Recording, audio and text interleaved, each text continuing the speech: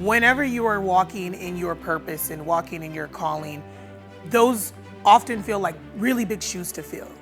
And for me, I've always kind of felt like I had really big shoes to fill. As you're showing up in society and you are contributing, you have to make friends. You have to build community. You have to find your people. You have to find your tribe. You have to find your village, whatever you want to call it. I feel like that is kind of our role within this ecosystem of our village and our tribe when it comes to being a destiny helper or being a true friend. You can't just ask for other people to show up for you, but you don't show up for them. It's not just about what you're going through in your own perspective, but how can you show up for the next person as well?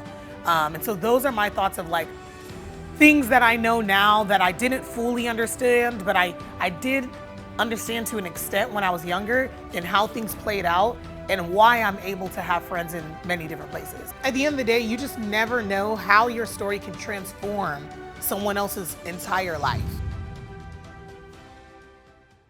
Hey guys, it's Lizzie. Welcome back to my podcast, the Empowered Era podcast. I'm really excited to chat with you guys. I am your host, and as you can see, there is no guest. We have an empty seat. There are no cue cards. We are here having a solo, very cozy convo. I wanted to tap in with you guys. I know in my last episode when I did a solo conversation, we had like the big sister, little sister conversations. And the thought process was really me being a big sister to you all who are maybe listening in and going through something and like lessons I've learned within my 20s that I would like to share with you guys now that I'm getting towards the middle to the end of my 20s. But in this episode, I definitely want to share from the standpoint of me actually being a little sister. And so we're going to dive into a lot of conversations surrounding birth order, friendship, creating your village, how you make friends when you go to a new city, how you continue cultivating your tribe, what do you truly define it to be, how you can self-reflect and figure out how you can take those actionable steps for yourself, as well as divine intervention. So this episode, I'm really hoping y'all get a lot out of it. But if you are not tuned in, definitely subscribe on YouTube. Definitely download some of our episodes on your favorite version of where you get your podcast, whether it be Apple Podcasts, whether it be Spotify. And then also, of course, follow us on social platforms, The Empowered Era Podcast on our Instagram, on our TikTok, and just stay tuned with us. And then, of course, my personal is The Elizabethan Era. I'm so excited to just continue growing with you guys and bringing you guys on this journey as we're here, of course, shooting in this new, very crash course version of life. Because I feel like I'm experiencing so much that's so new. But as we're shooting here in LA, want to definitely bring you guys on that journey with me. A lot of questions that I get are like, when you move to a new city or throughout the course of your life, how is it that you've made so many friends? Or how is it that you have grown to be this person that you are? How is it that you can walk into certain spaces and feel like not intimidated or inferior? How is it that you're doing this? Is this something that you grew up knowing how to do? Is this something you had to like learn? Is there a course? Is there a class?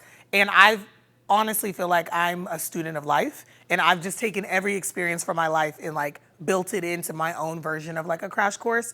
And so I'm just going to chat with you guys in this episode, really raw, really honest, and give you guys the tea on things maybe I wish I would have known when I was younger.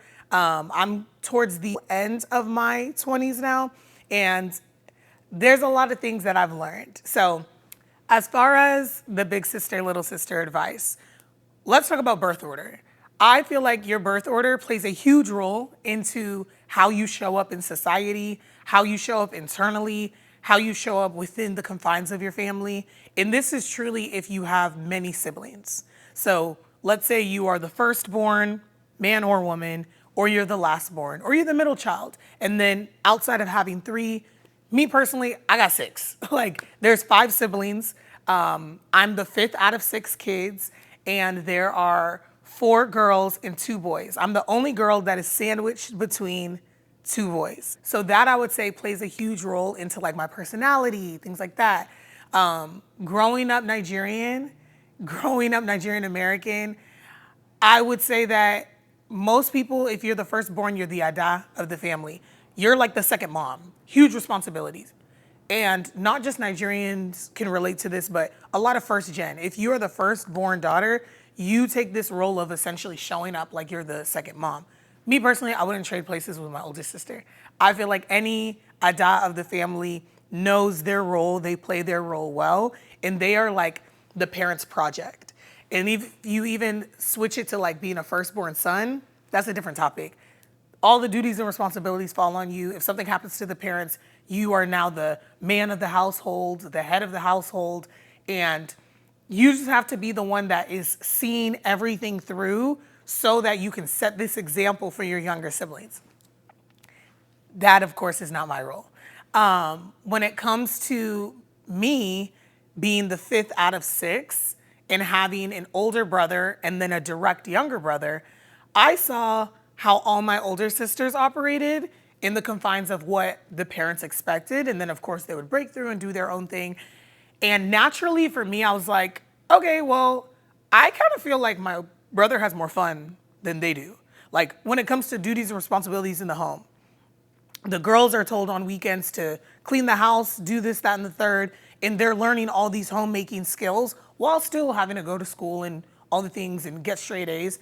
But my brother, the extent was maybe like, okay, like do yard work, but yard work is not on a daily, you know what I mean? And so he just seemed to have more of a fun life. He was in like football, all his extracurriculars, we would show up for him. So naturally I was like, okay, it's not to say I want to be a boy, but the boys seem to have it a lot easier or more fun than the girls. There's a lot of pressure when you're a girl. And I just didn't like that. So I naturally, as a kid, actually became more of a tomboy. And today when I tell people that I was more of a tomboy, they're like, really? I don't really see that. Are you sure? You seem really girly girl. And I definitely give credit to how I show up now, the really refined and polished version, to my older sisters. So you can give and take and grab different things from each person.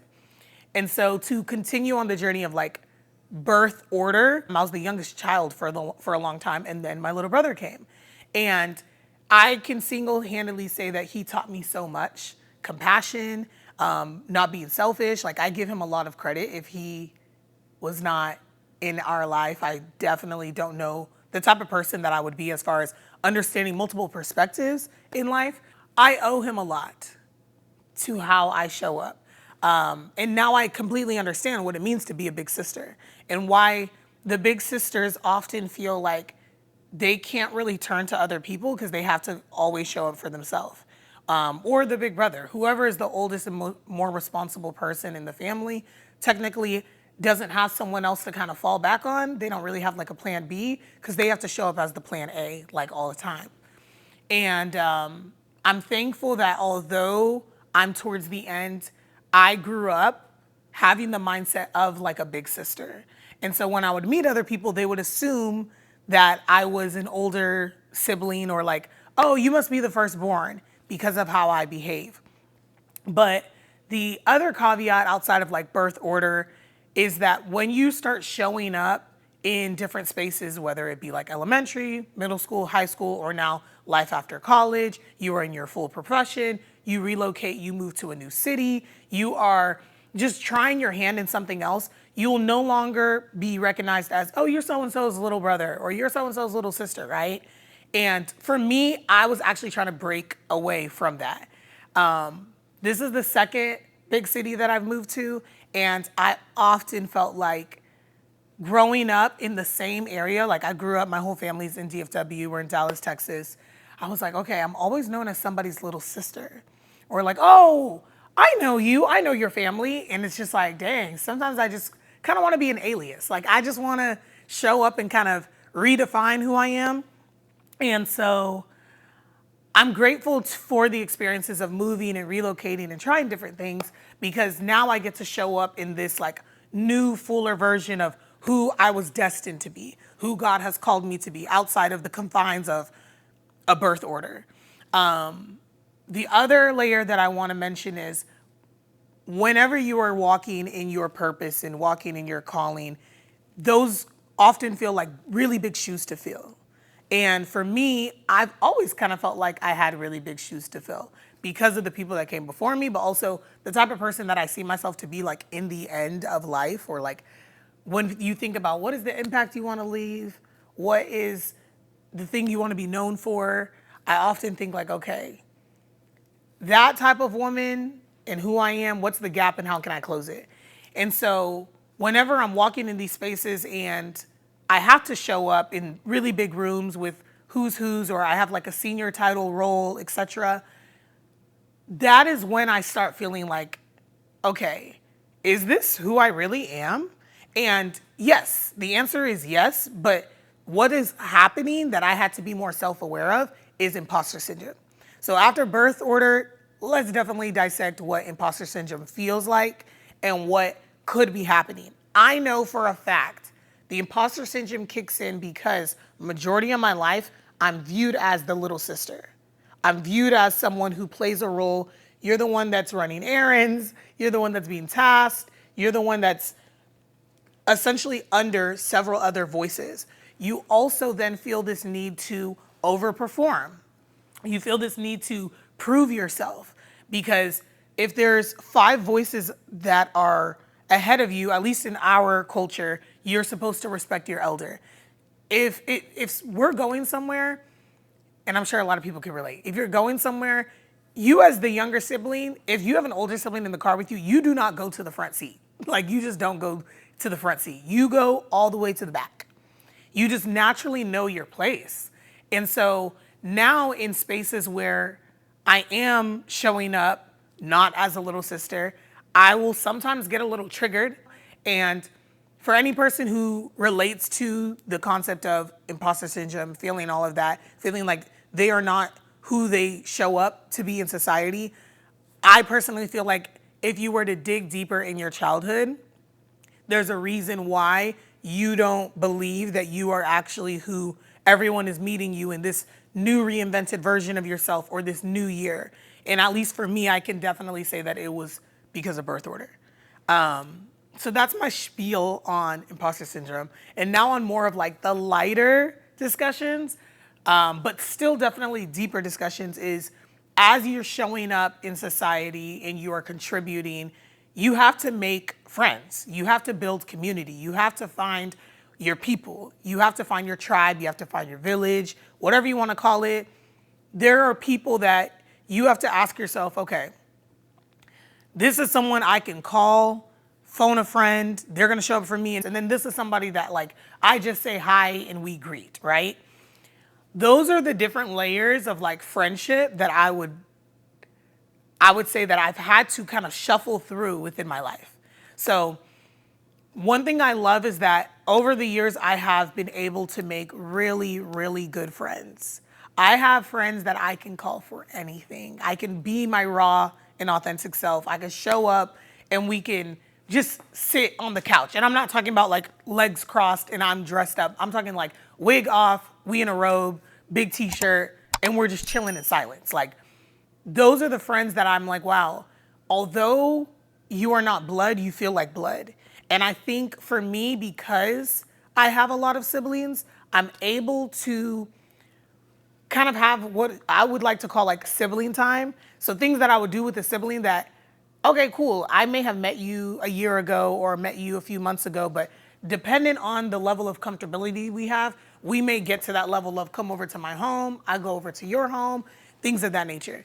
And I just feel like there are for sure categories. Like you have your built-in best friends, if you are fortunate enough to have siblings that you can run to for anything. And beyond what you are experiencing, there's going to be family things that are going on that maybe your friends wouldn't get, that you have to figure out, okay, am I gonna have this meeting, me, myself, and I, or do I go and tell my brother or go and tell my sister? Because it's something that you guys are all affected by. And that's what I love about having the sibling friendship. And then you have your friendships with your like individuals that are going to intercede in prayer for you. Like you can have a voice of reason. If you're making a big decision, you can phone them. And even if you're making a small decision, like what order of photos should I put for my carousel, or like what outfit should I wear? But you know that these are the people you can count on. If you are starting to doubt yourself, you know that you could phone them, they're gonna pick up, they're gonna get back to you. If you are trying to shuffle through certain things, for me personally, I have friends where it's like, okay, especially with how I balance multiple things at once, sometimes I say yes to too many things. So then I get overwhelmed and then I have to learn to deprioritize. And as I'm learning to deprioritize, I'll call my friend and they're like, yeah, you're actually stressing yourself for what? Why'd you say yes to that? And I'm like, okay, why did I say yes? No, but it's because of this, because it's this, because it's this. And they will like talk me through finding the answer. And essentially, I'm the one finding the answer, but they're like, okay, you committed to 5 things. You only have time to do 3 things at 100%. What are the top 3 things that really matter? And please build in, rest time. Like they'll tell me like, nah, like block off your whole schedule because you're about to like burn out. But then at the same time, I'll have friends that are like, no, but you signed up for this. This is literally what you prayed for. So no, I'm not gonna baby you. I'm gonna hold you accountable. Make sure you meet your deadline. And having those friends are really, really important. And then outside of that, more of the lighter vibe. It's the friends that maybe you just go out with. Maybe you talk to them on more of like a positive note always. They don't know like the deep dark and what you've encountered and your ups and downs. They just maybe know your ups. They may not be caught up to speed in real time of your ups, but maybe they're aware of your ups, and then that's cool. And then of course you have like your acquaintances, people that you know of them, they know of you, they are not your friend. You are not their friend. And that's how I would kind of define the friend levels. You have your siblings, you have the people that will intercede in prayer with, you have the people who will be more of that lighter tone. You can go out with them, social events, and then you have your acquaintances. And I often get asked like, okay, well, how is it that you're making all these friends? I don't think that there's really like a science that I could share, to be completely honest. That if I told you guys this is what I did, you could replicate it. But one thing that I would say that has stuck true to me is I just kind of show up as myself. So whatever that looks like for you is what I would recommend. But always thinking in your mind like, this is an opportunity for me to meet someone new and let's see where this goes. Like, do not give yourself an expectation. Look at it more like you get to experience life. And these people happen to be aligned with you. And some of the people that you meet, y'all may be the same age, y'all may be in the same industry, y'all may have the same interests. And sometimes it's completely polar opposite. But there's something about like the human nature that we can all find in common. And so that's when you can kind of pick out like, okay, this is someone I didn't think that we would have much in common. And now they're like a really close friend. And now whenever I need to vet an idea, I know to turn to them because they're an expert in this space, or I truly respect their perspective and their thought process here. So that's what I would say about how I've been able to meet certain friends. I feel like the other aspect is like the follow-up. So not in a formal setting of you send an email, make sure you follow up like on some professional stuff, but like legit following up with different people. If someone comes on your mind, instead of it being this full formal thought process, it's literally like, hey, what's up? How are you? And not just texting them because you need something, but texting them because it's like, am I okay to scoot forward? Okay. But texting them because it's like, hey, you were on my mind, just checking in. And you have no idea how you just checking in or mentioning, like one thing my friends always say is like, you do a really good job of sending a resource or like aligning me with an opportunity whenever you see it. Instead of like gatekeeping it, making it for you. Like if I see something and I got a friend who I know is passionate or interested in that space, I'm sending the reel, the TikTok, the resource, the article, the application. Like I'm like, oh, this made me think of you. Boom. And I feel like that is kind of our role within this ecosystem of our village and our tribe when it comes to being a destiny helper or being a true friend. You can't just ask for other people to show up for you, but you don't show up for them. So that's what I think the follow-up looks like. That way it's legit so natural for you to go to any city and be like, hey, I'm in your city, are you free? And they're not like, oh, okay, you're in my city, you didn't plan to see me, so now this is like a convenient thing. You like, have fun. There's a different level of, I guess, low maintenance versus high maintenance that is required. So I love a low maintenance friendship. I'm not gonna lie. I got a lot of friends and I have a lot of people in my life that I talk to on a daily. So I really don't have time for like hand holding and like, let's do everything together.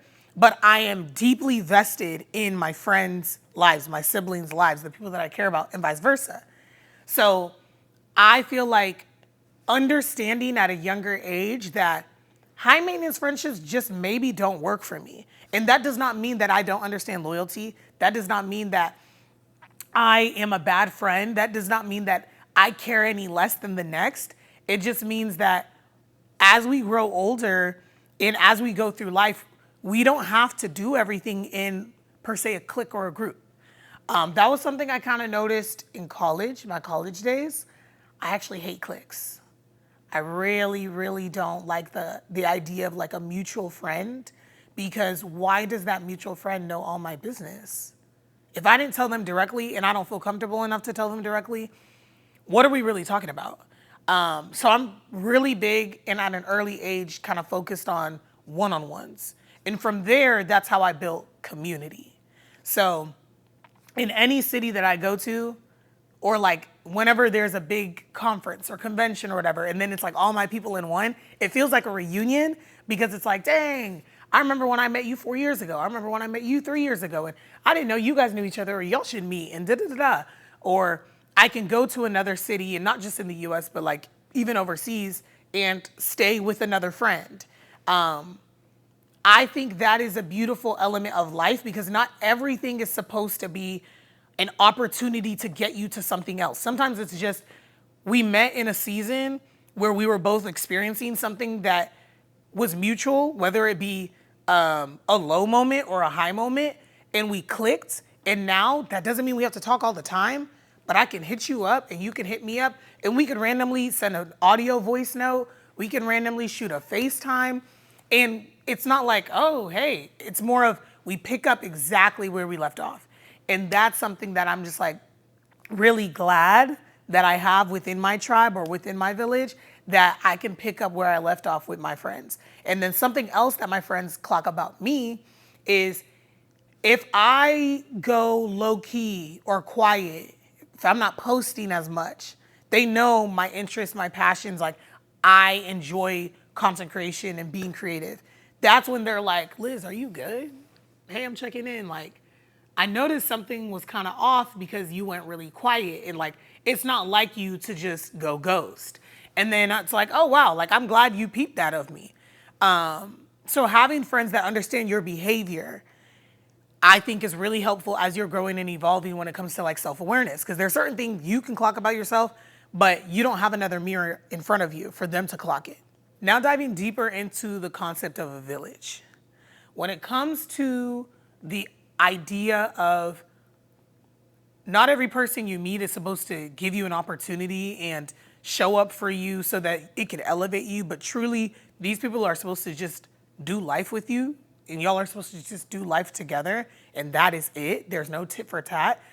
If you were to like take everything back to the true idea of a tribe or a village, you would really understand, at least for first gens. Like, when I think about a village, I think about where I'm going back home in Nigeria, where my parents are from, where my mom's from versus where my dad's from, in Nigeria, in the heart of it. And in those spaces, the idea of it is you have a community of people that have seen you grow and are cheering you on, and you can rely and lean on them for different things.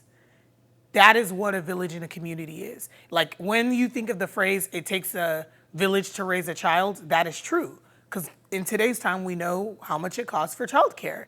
And the idea of making childcare transactional is quite odd when you take it back to the concept of you're gonna have a sibling or you're gonna have a parent come stay in your home to help you raise that kid. Or in the absence of parents, then the kid would go to their uncle and aunt's home.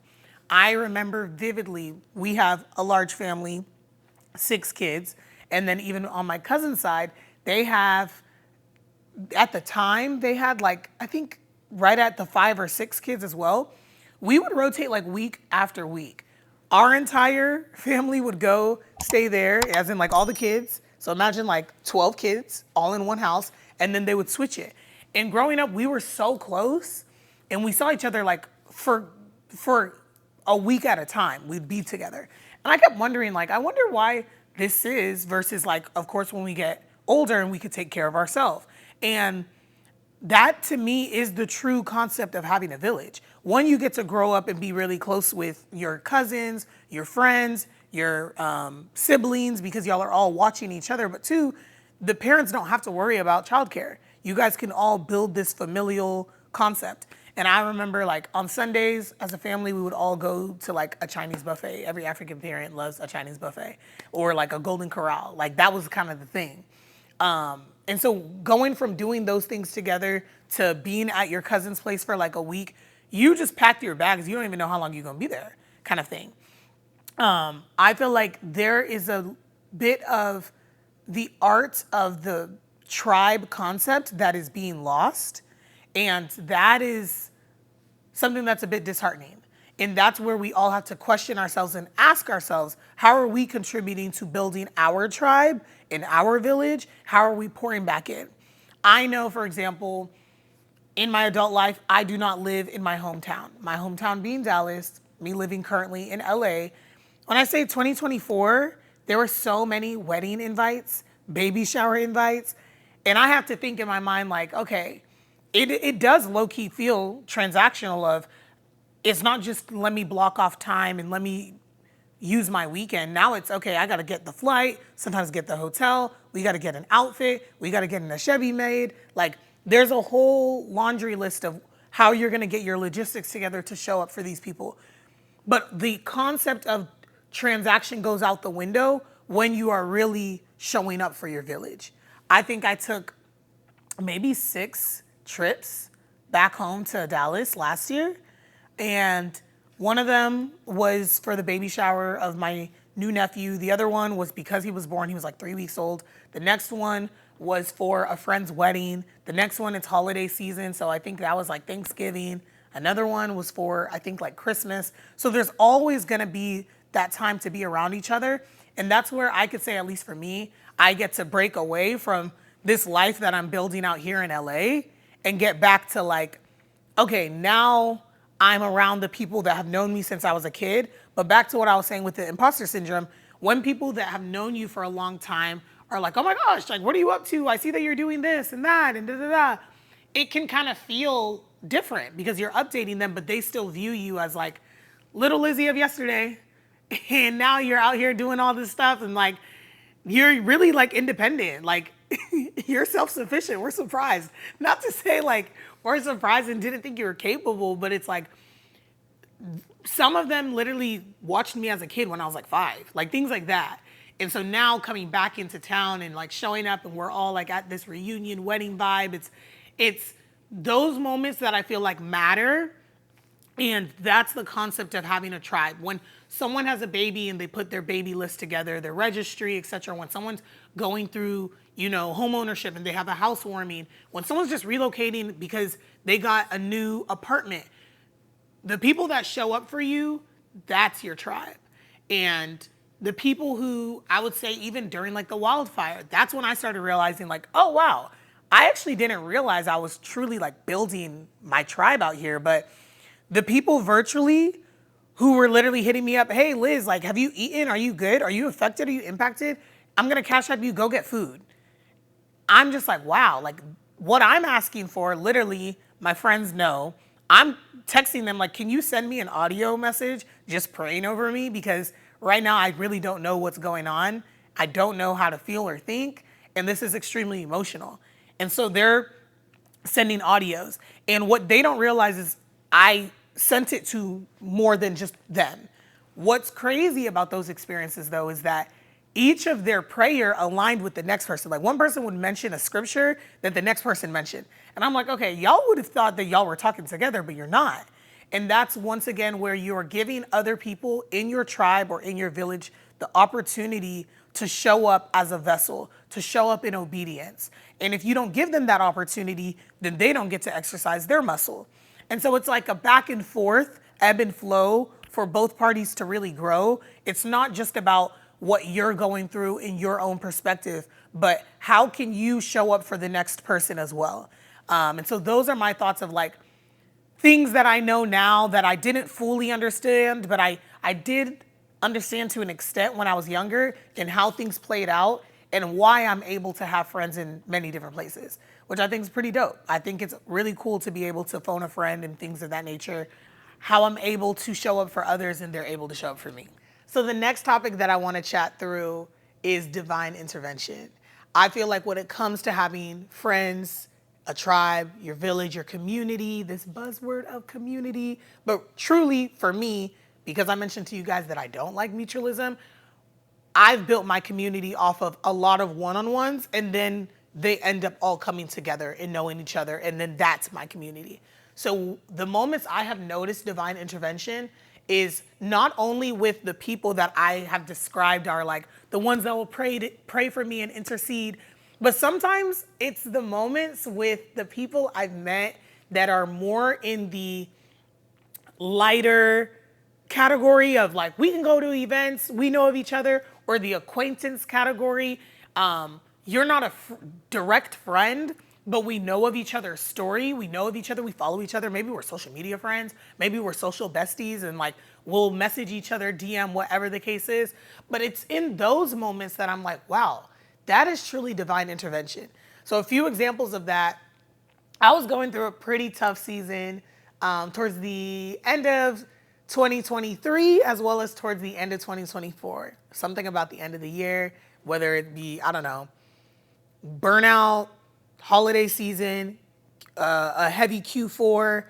The end of the year is always a little bit harder than the beginning of the year. I feel like beginning of the year is like new year, new me, new fresh perspectives, etc.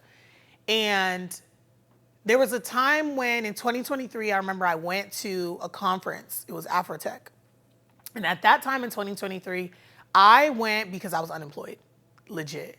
And I didn't share that. No one really knew. But hindsight looking at it, what was crazy to me was the amount of people coming up to me and saying like, oh my gosh, hey, you're Liz, right?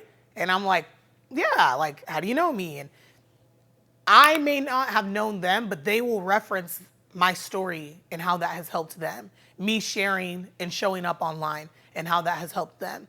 And there was one girl in particular that stuck out. She told me that she was still an undergrad at Yale and she has been watching my videos. She was like reciting some of my like YouTube videos from like back in the gap. And she was like, I can't believe I'm meeting you in person. Oh my gosh, da, da, da. And I was like, first of all, I would have loved to go to Yale. I didn't go to Yale. I think you're impressive. You see what I mean? So it's like the people in the reach and the impact that you could have whenever you have like your low moment, you have no idea how you're inspiring someone and how they're being used as like a angel showing up for you. Another scenario like that happened where I was out at an event and many people were from different walks expressing that. And one guy in particular, I think this is also, the reason this stuck out to me is because I know when it comes to like pride and ego, it may be difficult for men to give women their flowers. Not to say that men don't give their women their flowers, but hey, I want to give you kudos because of you, I was able to do this. Things like that. Most people, whenever they think of like the whole, I'm trying to get like you, big bro, you're not thinking of that in the concept of a woman. You see what I mean? Hopefully y'all understand that. So I'm literally out in the club in another city. This is not my city. This is not where I reside. We're out vibing and we're in someone's section. Cool. Me and my girls, we're in someone's section. And so in this scenario, the bottle girl comes, gives him the bill. He gets the bill and he signs it off. So of course, section etiquette, that must be the owner of the section, right? And out of nowhere, he comes up to me and he was like, hey. I was like, hey, I don't know where this is going. You guys could take a guess where you would think that it would go, right? And he was like, you're Liz, right? I was like, yeah. He was like, I wasn't gonna say anything, but I just wanna let you know, like, because of you and like all your videos and all the stuff that you've been inspiring people towards, like way back, like I've been watching your journey on TikTok, on Instagram and stuff. Because of you, I was actually able to like get into tech and like make my pivot. And I was like, dang, for real? And he was like, yeah. And actually like 2 weeks ago, I just got promoted. I was like, whoa. And what I thought was crazy was that this divine moment happened in a club. Do you see what I mean? It wasn't an ego or a pride scenario. What society would say is like, first of all, why are you in the club? Like, pause. We live life. Sometimes we go out for celebration's sake. For me, I was like, all I know from this example is that God is going to be with me regardless. And he's going to follow me and follow others and align me with destiny helpers and align other destiny helpers to me. And the fact that a story that I have shared from the past resonated with him to where he now took that as actionable steps and now progressed his life. And now he's even getting promoted. And now he's here signing off on the bill. And we're here in the section together. Like, it was just a crazy scenario to me. So from the story of the girl from Yale that stopped me and was like, oh my gosh, I've been watching your stuff, to the story of being in the club and someone mentioning that has happened to me so many times. I could go on and on about when I go somewhere and someone stops me and they're like, oh my gosh, like whatever you do, like keep going, keep posting. And what they don't realize is it's in a moment when I'm questioning myself. It's in a moment when I'm trying to go silent and I'm like, I don't know. I don't know if I should post this. I don't know if I should say this. I don't know who's watching. And I'm just getting in my head. And ultimately, that is the enemy. Like, that is fear trying to creep in and make you feel like you should silence yourself when at the end of the day, you could have been a vessel to help the next person. So that all ties back to the imposter syndrome. When you're called to something higher or you're just operating in your obedience, what feels natural, but now you are invoking yourself with this fear of judgment or invoking yourself with this imposter syndrome of like, well, where is this rooted in? Is it because I was this as a kid and now I'm this person, XYZ? And at the end of the day, you just never know how your story can transform someone else's entire life. You know what I mean? So that's how I would summarize friendships, having a village, having a tribe, the different self-awareness aspects of how you have to date things back to your childhood. All of it plays a role. And I just really hope that you guys take my story and what I've shared as a lesson for yourself and just find a way to implement it into your own life and do some reflection on your end and figure out how you can be a better friend, show up as a better person, show up as a better sibling, and not always center yourself with the concept of what can I get out of this? So thank you guys so much for tuning in to the Empowered Era podcast. I really enjoyed having this cozy combo with y'all. Let me know in the comments if you guys enjoy the solo episodes, if you guys enjoy the guests, but have no fear because we do have a really, really exciting guest that's coming up next. And I am looking forward to it. I hope you guys are looking forward to it. So yeah, you can find me on all handles, the Elizabethan Era, on my personal stuff, as well as the Empowered Era podcast. You can find us on Apple Podcast, Spotify, and TikTok, Instagram, YouTube, of course. So yes, until next time, love you guys. Y'all have a good one. Bye.